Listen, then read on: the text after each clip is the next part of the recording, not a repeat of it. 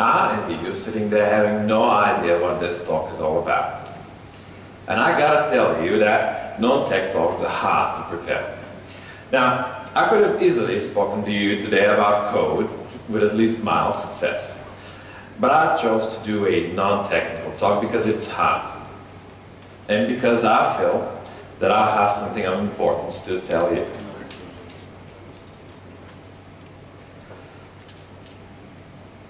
Now, in my late 20s, I had a problem. So I found myself in a tight spot. I was having a job that wasn't the problem, really. In fact, I was pretty good at my job at the time, in my 20s. I had more experience than most of my colleagues, and I could jump teams and work on a back end and work on a front end, basically work anywhere where there was some code to be written. And I was producing no less than great code. And yet I somewhat felt unfulfilled and sometimes also unappreciated. Because for whatever reason I felt like, well, sometimes I felt like I lacked something that would make this great code really outstanding. But it wasn't there. And others noticed this too, unfortunately. So I vividly remember I had a job and there was a new manager coming in. And I asked him for a one-on-one meeting to just talk, what can I do better and how can we work better together and so forth. And I asked him, can you have a look at my CV, just read through, see what I've done before, so that we can do things better. To which he said, Marin, I can't promise you this. So this was even just reading through the CV was too big of an effort. So they didn't really want me per se, they wanted staff. Which made me feel really not special. Kind of anonymous, like an anonymous space with nothing on it. It actually made me feel like an asset, which wasn't really all that great. Which was specifically not how I perceived myself at the point, because I was writing great code, right? So any need you had for programming and for databases and for optimization and things like this, I could do. So I really felt like a Superman when it came to programming. But had you looked at me at any different angle, I looked like this, like a paper cutout of a Superman.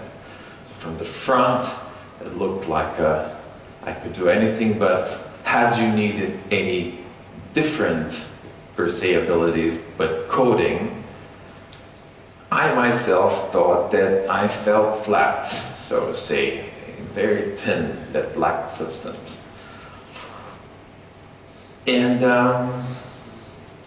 this apparently showed also in my work and my code, that just there wasn't any substance in it, for whatever reason.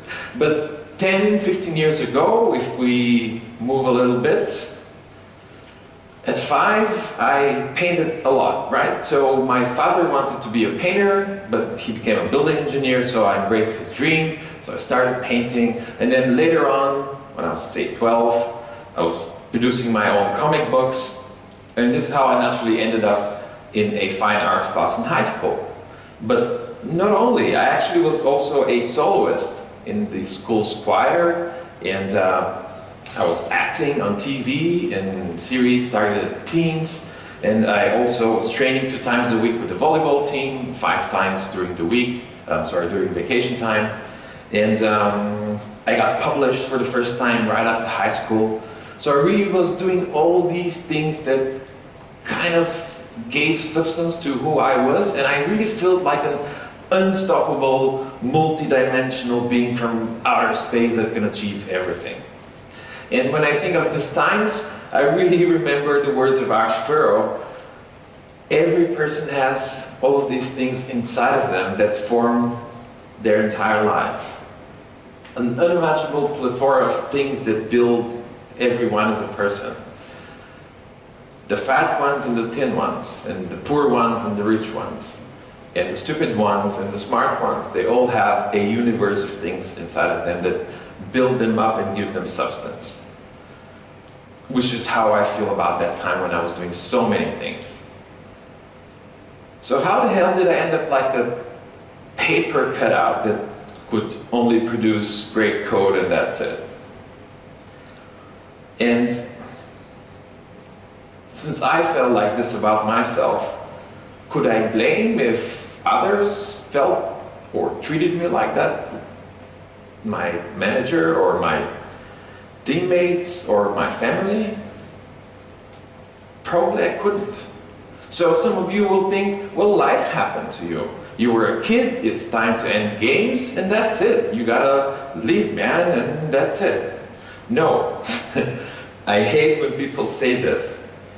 I want to slap people that say that. Because who we are in the end, it only depends on us.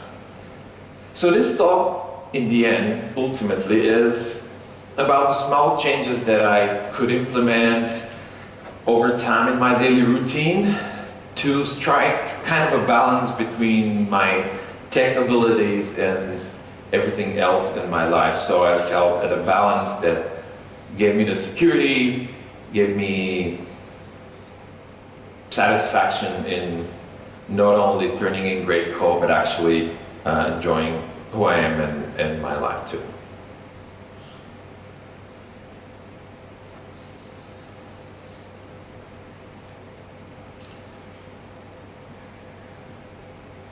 Now, just with any creative work, you leave a piece of yourself in your code. Your code is a reflection of whether you're calm or stressed, of whether it's been a good day for you or been a bad year for you. And if you're able to sit down and focus on designing your solution, or you're running around the office like a headless hen.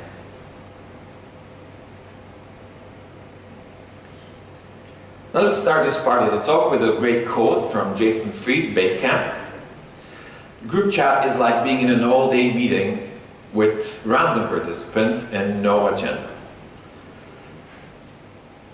And yet, you're supposed to hang around in Slack, respond real time to anything people ask you. And actually, I would extend this quote also to social networks. Twitter is like an all-day meeting with random people that actually have no purpose talking to you. But in this meeting, they also let trolls in. And there are many other ways that non-technical aspects of your life impact your code and your work, impact your well-being. Being strained in the office, having to respond to company-wide email communication between people that you've never met in the company, that are working on a project that you never touched. Or same way you take work for home, you also sometimes take home for work, so it can be totally non-work related things that are affecting your mood and your well-being that day and affecting your work. And let's be honest, for some of us, office hours just are not the best hours in the day to produce the best work you can do. This is so weird that some companies would expect you to turn in a turd in the office at office hours instead of just letting you hand in a gem at your own convenience. It's still something that I struggle to understand when it comes to sitcoms, where you don't tell me when to watch my sitcoms because I have Netflix. I'm gonna watch sitcoms when I feel like it. But when it comes to work, we're supposed to hand in the work in certain hours, in a certain place, with certain people. There's work to be done in that direction. This is ludicrous.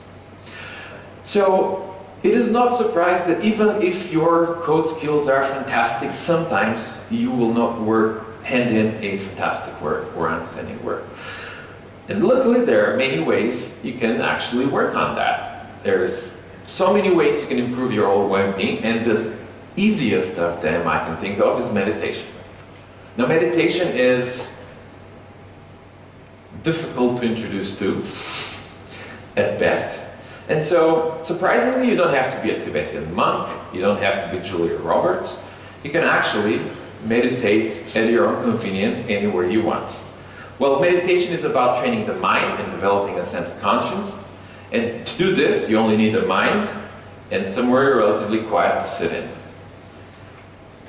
Now, I think meditation is really useful especially for people who work digital jobs, because how many times you found yourself thinking of something like, let me push the GitHub, and then in about 20 minutes you realize that you've been watching kittens for 15 minutes and 5 are just blank.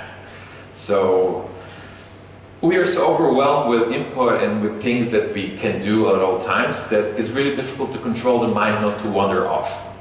And meditation is something that actually helps you to work in that direction, to being able to spot when your mind kind of starts to wander and to control that. So you don't lose focus so easily, and you actually can work towards being more relaxed and feeling much better. And I recommend it to everyone at least to give it a try, because of course in present day, like everything else, there's an app for that. And you can try meditation for a couple of weeks at no cost, just to see if that works for you. There's going to be action links. I put it in the slides and I'll give you recommendations for some of the apps. Now, another form of meditation is cooking. Now, cooking is really great. Cooking is like meditating, but with benefits. You literally get to eat the fruits of your labor. And also it's a way to get away from the keyboard and think about something different and do something physical with your hands. Something that helps you see the big picture. Because imagine that you're fixing a bug and it's really difficult and it's not yet fixed at all. So you're thinking about it and you're thinking about it, and then it's, I don't know, 12 o'clock. And if you're working at home, you can stroll to the kitchen. If you're working in an office, maybe you have something pre-prepared from last night that you can warm up or just, wrap up. And you're slicing and dicing and you're putting things around and you're thinking, and then there's the oven, so you put the pan there and you're frying up something, and then you're, oh my God, I never initialized my model. That's why the data is not there. So you kind of like just wander off and your mind keeps going about what you were thinking previously. So it's a really great way to refresh your routine, step away from the problem you're working at right now. And it's really easy and fast to do. There are so many things you can do in half an hour. Now, I'm not really familiar with Portuguese cuisine, but actually you can find many online recipes that you can prepare in 15-20 minutes. So it's really feasible to have a lunch break, cook or wrap up what you've pre-prepared previously. I didn't know how to hold a knife 2 years ago. And as I said previously, there's an app or book for everything. So I used a book called The 4-Hour Chef, and it really taught me what is a sauté, what is a filet, how much is a pinch of salt and things like this. And this is one of my dishes that I cooked just a couple of weeks after I started. So it was really great, and I recommend cooking to everyone to kind of like add a skill to your skill set that is not really related to anything you do on a keyboard. And the best and my most favorite one, now that your mind and body is relaxed, it's time to get focused and active. It is proven that even the slightest physical activity stimulates your brain. And not only, but when I come back to the keyboard after a run, I'm refreshed, I'm happy, and I'm more motivated. And it really helps regain your focus. It also doesn't take a lot of your time, and it's also very easy to start. I started running last year when I was doing a boot camp in Barcelona, so apparently I could just do random things with my time, and I would just send the students to have a lunch, then run 5 minutes till the gym, run there half an hour, take a sauna and a shower, and then be back to have an amazing second half of the day afterwards. It's really great, and I totally recommend it to anyone to try. Now, I like running. I know the Portuguese like surfing a lot. It is all the same. As long as you feel active and your body is energized, your work is a lot better. Now, there are some action points in the slides, so you can act on them later on if you want. This is the meditation app that I and some other developers I know use. There's a free trial, you can give it a try for a couple of weeks. It takes 10 minutes a day. It's really great. If you're looking at a gym, don't sign a long-lasting, expensive contract with them. Look for an aggregator app that will give you access to all of the gyms in your city at a discounted price. This is what I'm doing. It is much better. And cooking for amateurs, the 4-hour chef, cooking for people who know how much a pinch of salt is, you can just head on to Jamie Oliver's website for the 15-minute list recipes. That's really great. Some things that you can prepare for yourself, and literally in 15 minutes. Now, I can't force you to do any of these. Nobody can force you. It is only you that have to wish to do them. And the biggest excuse that people find not to do anything besides sitting at the keyboard is time.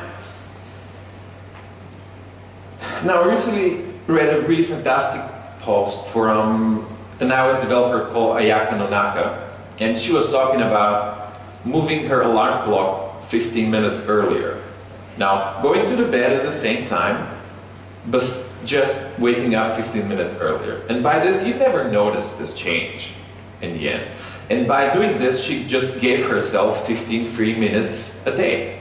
So this is how she started meditating in this extra 15 minutes, because that was enough in a day to do a small change that can have a big impact on your life. And actually, this is how I, in 2009, learned Objective-C. I was having a day job. And I just moved my alarm clock 1 hour earlier. And in that 1 hour extra each day, I actually learned Objective-C. I kept doing that until such time that I could do full-time iPhone development, and I did not need to wake up an alarm clock. So imagine what kind of a small change could immensely impact your life if you do it just for a little at a time with a single purpose. And here's a nasty secret. I used to smoke a lot. I smoked for 16 years. Partially to have an excuse to make a cigarette break every hour. And with some of the jobs I held, who can blame me? But I stopped. It was really easy to stop from one day to the other and regain hours in each of my days.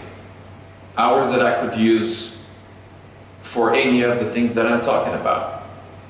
Now, I know that coincidentally Portugal is the country in the EU with the least percentage of smokers, so maybe that slide is not so impactful as if I was giving this talk in Germany, for example, but which has a lot of smokers.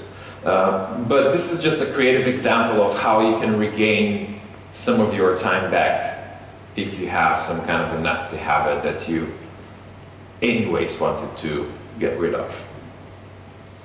Now here's some action points for you if you want to read Ayaka Nonaka's blog post about gaining 15 minutes a day. There's a link. And in case you would like to try to easily stop smoking, there's a book, Alan Carr's book, that helped me do it from one day to the other and never wish to smoke again.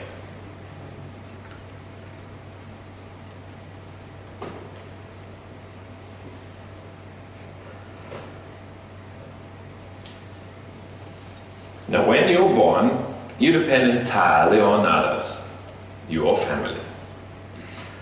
Later on, the most of your day you spend interacting in school with your schoolmates. And even later on, with your work colleagues. Now, later on, you create your own family. And believe it or not, how you interact with all those people really reflects the quality of your life and your work.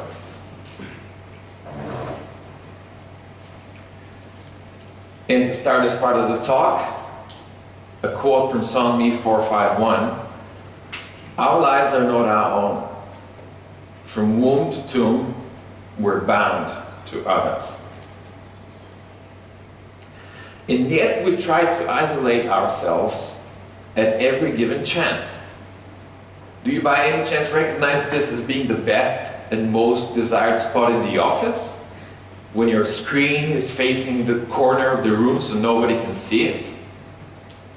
Coincidentally, in this spot is where the worst code is born. By the person that has no sharing of any kind to anyone in the office. This is where a code like this is born. // tests. So, unimaginable computer code born out of pride and self-containment. And who can blame us? We are chasing the zone all day long, and sometimes we tend to forget there's a whole world out there. There's others who can make our work and our lives much better. We tend to be busy and suspicious and narrow-minded at times, and interacting with others can really affect not our well-being but also our work. Now I want to quote even more amazing people in this talk. This will be a quote from Jason Zimdars from Basecamp. He has a post on working at home, and he wrote something fantastic that really touched me. That goes as this. My daughter comes home starving. Taking 10 minutes to make her a snack makes both of our days. She could totally do it herself, and I could totally keep working, but which 10 minutes am I going to remember? And which 10 minutes will she remember? It makes both of our days. Now this is what you're aiming for. In a day like this is where the best code is born. And another quote from the same blog post: the people you love aren't interruptions. They're the reason you're working at all. Give them a hug.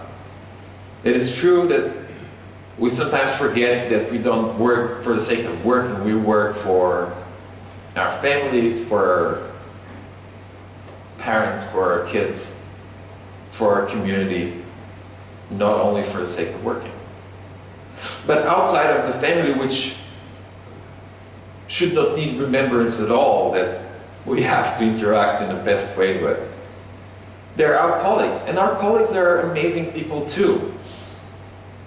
We are spending most of our time with them. So not being to fully collaborate with them and not understanding why they do the things they do is really a pity. So if you're an iOS developer, I say just head to the desk of your Android counterpart and ask them to show you their code. Maybe Android Studio is better than Xcode. Or maybe it's not. But at least you will know. Maybe you can teach them something. Maybe they can teach you something. So trying to understand what they do will help you so much to work with them better. And if some of your colleagues are foreign, maybe just try to learn some of their language. This will open doors to their inside universe that you've never imagined could be opened. And on top of that, learning human languages develops the same skills that you need to learn computer languages. You develop the skills to recognize connections, to make the parallels, how you master the syntax, how you master a new language basically, and this will help you a lot along the way. And now let's take this on a grander scale. Show your work not only inside your family, not with your immediate colleagues, but events like this where you will show what you're doing to so many other people, not only from your own town, but maybe from a different country, will make you so much more sure in what you're doing and why you're doing it. Now, for example, a few years ago, I thought that I'm really good at Objective-C. But it wasn't before I pushed my library JSON model to GitHub that I actually know where I stood. And my code wasn't really all that great at first.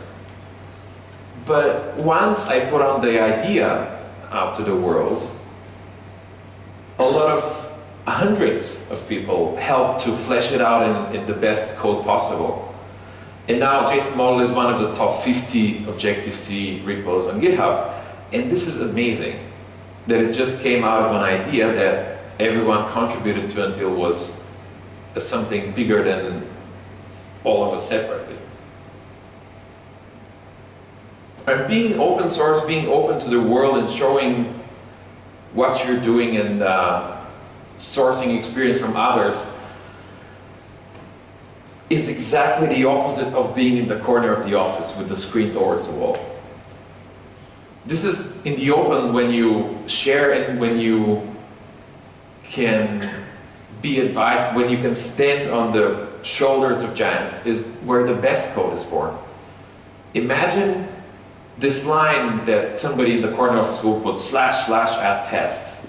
You will never do this if you're putting your code on GitHub. Just because you will want to put your best code out there. And because there's going to be a troll coming in. There's no test. And you will say, but family and language learning and open sourcing takes a lot of time. This is much more than just 15 minutes a day. So what do you want us to do? Well, you already learned how to create 15 minutes or an hour a day. So watch me on stage create 10 evenings. Now imagine that I'm going to meet a client and they wanted an urgent meeting, so we just sit down and here's the client. Marin, we have a fantastic idea, we have the money, we have the resources. Now we want to put a social network out there that's going to destroy Facebook. Now you can share pictures, you can share sound, you can share videos, it's going to be amazing. Now the only problem is that we need to be on the App Store in 2 weeks. So 2 weeks. So we believe you can deliver it. We are very flexible. You're going to work at evenings and nights, and the only problem is that our main programmer quit, but you can do it, man. Let's start. We're going to give you stock options and a lot of money. What do you say?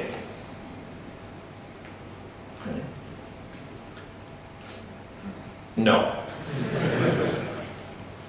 Now, not only I created 10 free evenings I can choose what to do with, I can be with my girlfriend, I can go to the cinema, I can just do nothing. But I'm going to also be more focused on my day job or on my long-term project that I'm working on. So instead of delivering a crappy job at these 2 things, I'm going to deliver an awesome job in this one thing. And I'm not going to have this toxic person in my life. Because let's be honest, it's not going to be ready in 2 weeks. If the main programmer quit just before release, this is never going to fly off at all. So apparently this is not the situation every one of us is, but this is just giving you a direction in what kind of creative way we can avoid toxic people and save ourselves times and things that we don't need in our lives. And potentially, probably some of you have kids, of course, then it's really more difficult. But you can still find ways to regain a little bit of time and do all these things that will give you substance and help you strike this balance between work, code, and your life and what gives you substance as a person. Now, for an extra boost, some action items. For an extra boost of love in your day, just call your mom and tell her you love her. Any time of the day you feel like it, just pick up the phone. Adoro-te, mom. As simple. And I really like the family of my girlfriend. They have a rule, no devices on the table. It is so simple. You sit down to have a lunch or dinner. You have lunch or dinner. Devices stay away so you actually talk. How was your day? What did you do? What did you hear on the news or read in the paper? Learning a language, it's so easy. As said, there's books and apps and everything's online. I'm using this website. They're fantastic, these guys. I'm learning a little bit of Spanish right now, and they're really great. You can, if you don't have a particular language you want to pick up, this website is great, so I really recommend it just for fun. And the one thing that I really recommend to every developer out there is to go to a Scrum Master training. I know the Scrum Master title has been corrupted by all these companies that do Scrum but actually just understanding what the Scrum Master does is amazing. It really teaches you how to be humble and to have empathy for all of your coworkers. It teaches you how to make difference without having an authority, which people appreciate.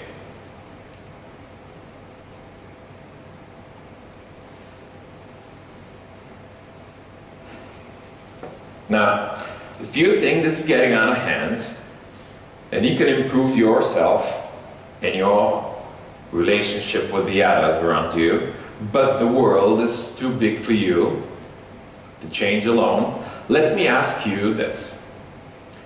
Do you honestly believe there is a way you were born to just pay bills and die? I didn't think so.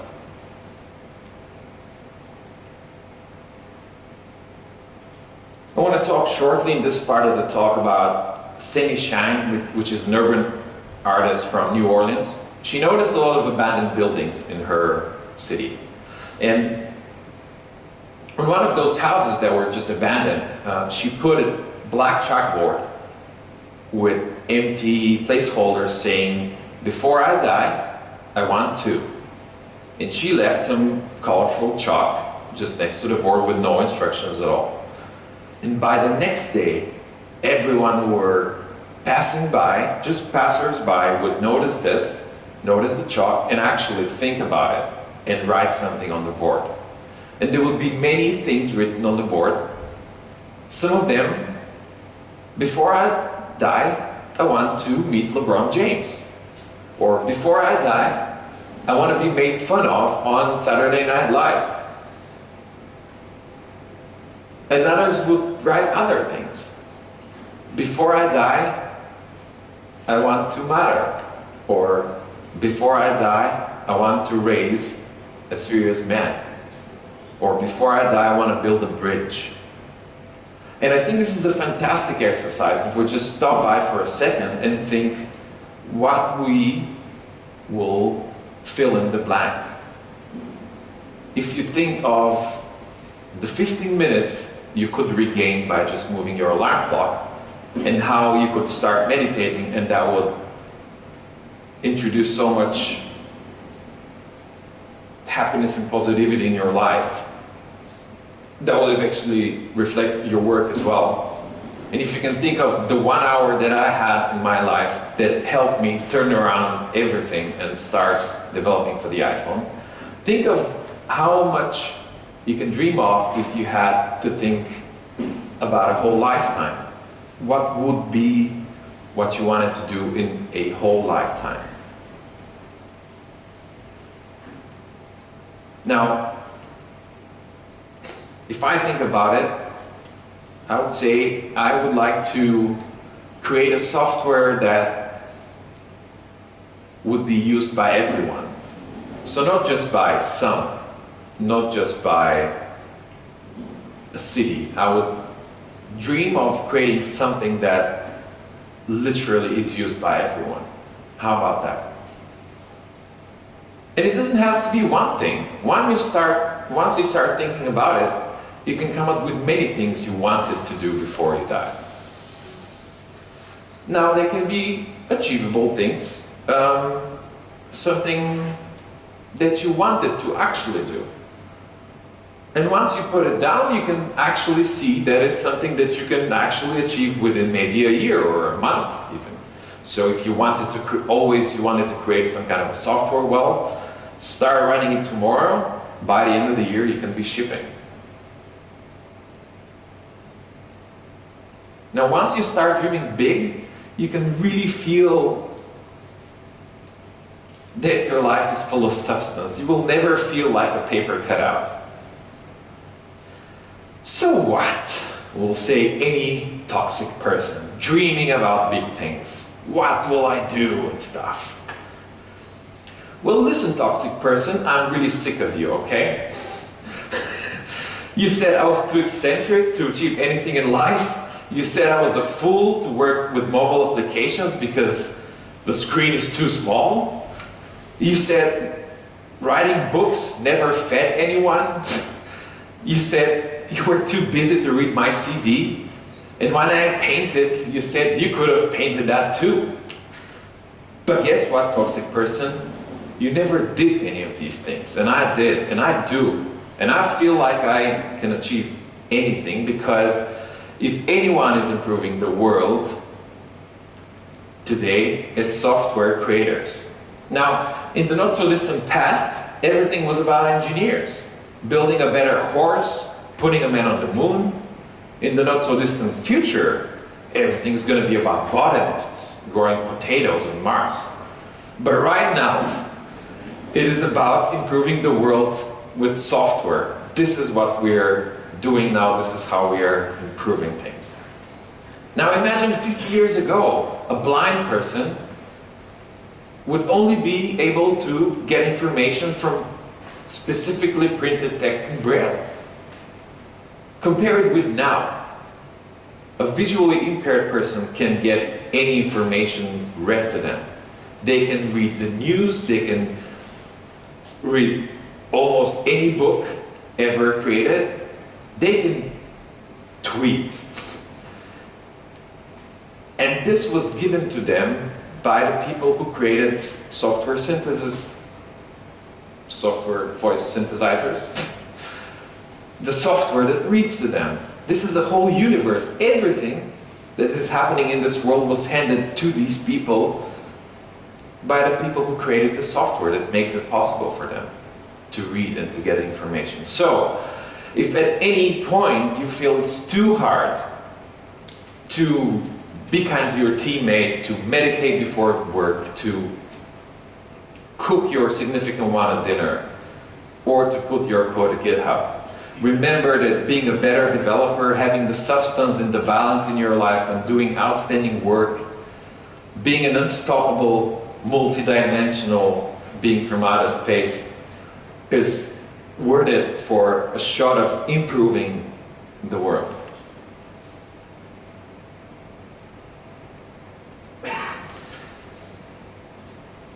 Now, as you saw, there are many ways to be a better developer.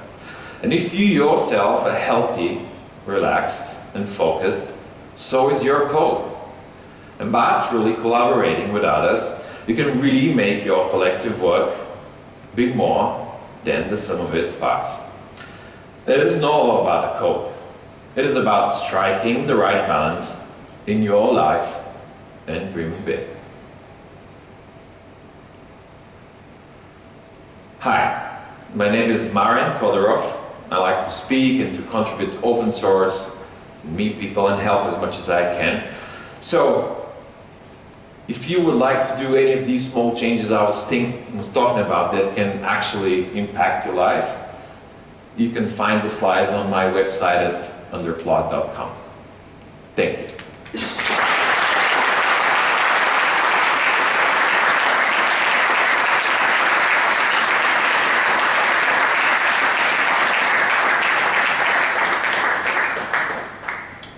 Thank you, Martin. So, someone have questions to Martin? Okay.